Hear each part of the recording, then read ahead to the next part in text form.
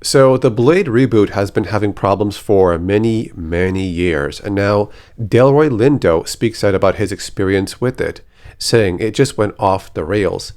When Marvel came to me, they seemed to be really interested in my input, and in the various conversations I had with producers, the writer, the director at the time, it was all leading into being very inclusive. It was really exciting conceptually, but it was also exciting in terms of the character that was going to form. And then, for whatever reason, it just went off the rails. Linda was part of the project back in 2021. He does not say which character he was going to play, but he said this: there was a Marcus Garvey-esque component to who this man was shaping up to be. He was a character who had, very similar to Sinners, created a community, a black community. He was a character who was the head of this community.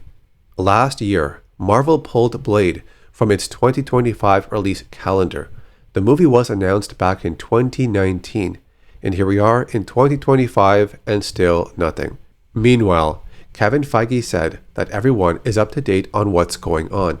But I can tell you that the character will be coming to the MCU. Wesley Snipes did return as Blade for a cameo appearance in Deadpool and Wolverine.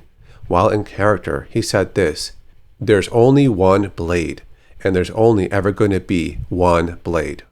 The movie has gone through maybe 6 different scripts, and from different writers. Beau DeMayo, who worked on The Witcher and X-Men 97, made a post on X back in September of 2024, saying this: I don't get why it's been so hard. Studio's broken. I wrote 3 drafts and a dozen outlines in 3 impossible months. Later on, he was pulled off the project. He also suggested to make the Blade movie like John Wick, and with a budget of around 30 to 40 million. It really shouldn't be this hard to make a Blade movie. Throw some vampires in there, give Blade his sword and other weapons, toss in a supervillain and a decent story, and that's it. There's also this piece of info from Ruth E. Carter, who works as a costume designer. She spoke about her experience preparing for this new Blade movie a while ago, revealing that the iteration of the film that she was attached to at the time was going to be a period piece.